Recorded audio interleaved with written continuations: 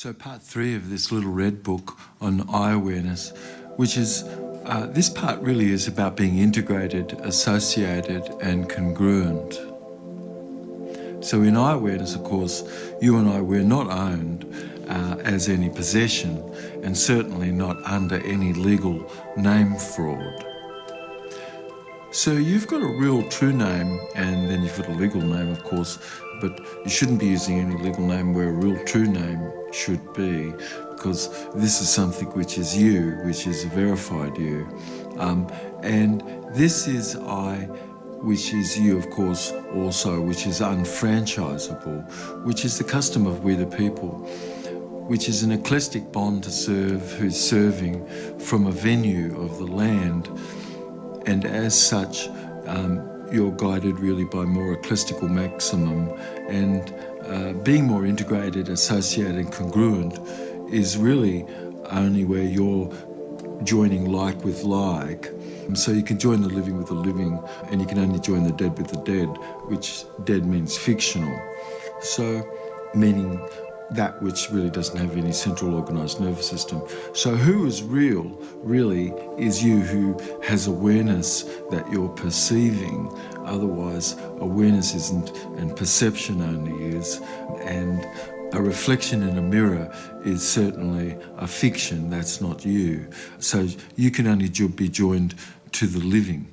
So to what really doesn't have any central organised nervous system, like a corpse could be joined with a corpse, but a corpse can't be joined to the living, you see. And so this is something which really is the meditation which you're about, and in this movement of eclipse and the rainbow prophecy, because it's by our common custom really that on the one hand all is as a maximum, like as in an axiom of a universal constant, for instance, that you could use, which in non-Euclidean geometry you can see how an axiom is such.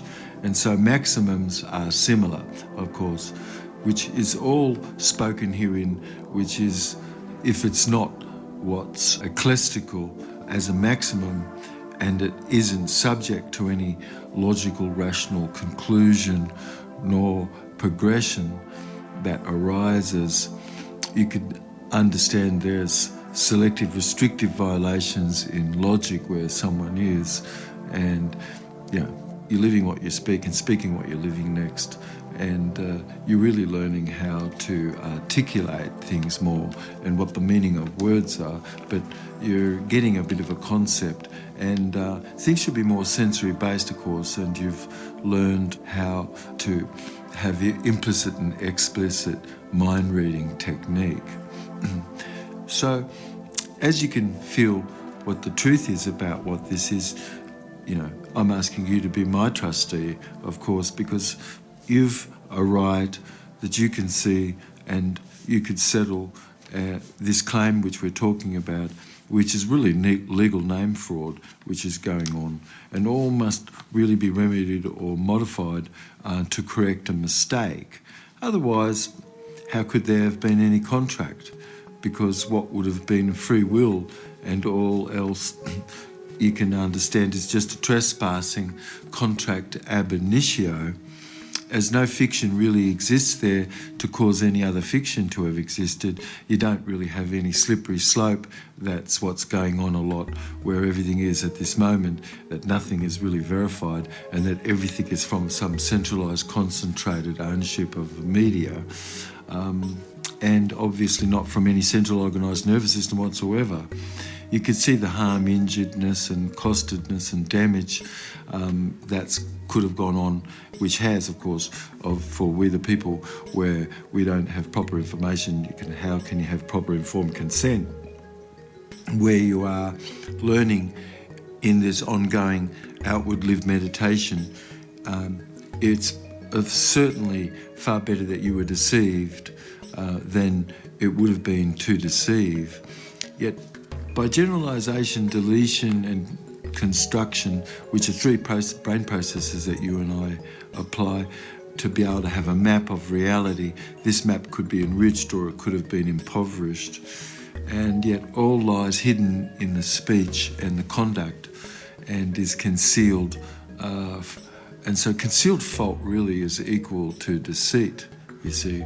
So where no action can have arisen from your own inner lived fraud on your own self and how you're keeping self company, and to not be more in this unbroken eye awareness as a meditation, once you come to be more made responsible, it's fraud really and deceit upon your own self by intention and non-attention, of course, and that is just an oppression of something where a poverty would have been, and to neglect and abuse, and to have acted not in a proper sovereign custom, which we have, which is comes from maximums of you and I being under one roof versus under Ralph or Pasquale or Mary or Jane's roof.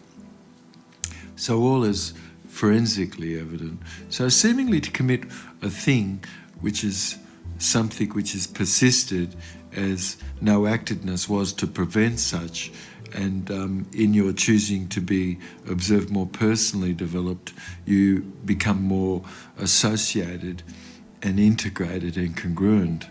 For what's not cleared away within your own self, you could see, of course, that any seen ascent to that was really for always a new road where you are that could have deceived you as a traveller, but a right you have to travel and have safe harbour as you travel. You can't pretend to have that company within your own self where you're seen to be doing something else deceitful, of course. Yet Eclipse really is about this movement of an alliance of law movement arm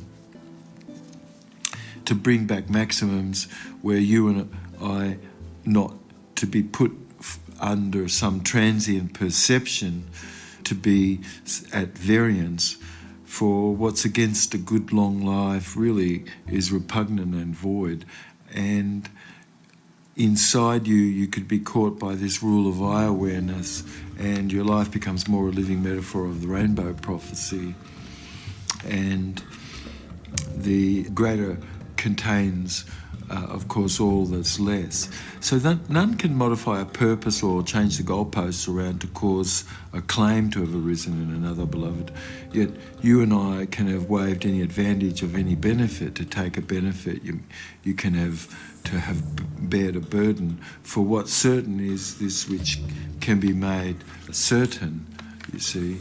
And in this day, everyone could be looking into this rainbow prophecy and the path of hollow bones. Yet a burden of proof and a burden of judgment exists as you're in eye awareness, of course.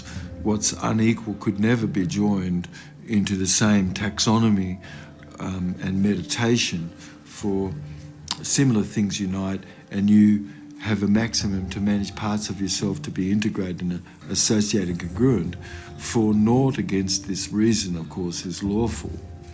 Due diligence really is your ecclesiastical enriched generalisation to make a positive impact and to have cleared away what's superfluous and mere perturbations.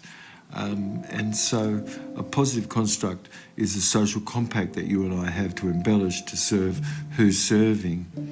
So obviously, nothing really should be granted unless you've got some expressed condition of such that's being modelled and meditated upon as circumstance. For herein really is a limit of discretion by some liberty interest you and I have as we're the people, that's based upon your capacity to have shown some due diligence in the discretion that you took. And so some vision really has to be there of an equity interest of natural rights as a vision that's being upheld by these actions, you see. So the only reason for government, of course, is to protect your private property and to have liberty, freedom and justice. Otherwise, who owns the growth really of a new 100 in your currency? Such really is a common trust, of course, and could be built upon by smart contract and a server which can serve us all, so you and I, we all could participate more in quorum sensing, and so we could have a larger brain than we do that represents all of us as a common ledger, which is what .arm is about. Anyway, I hope that this part, which is part 3 of this little red book, can have brought you all along more into this new quantum age.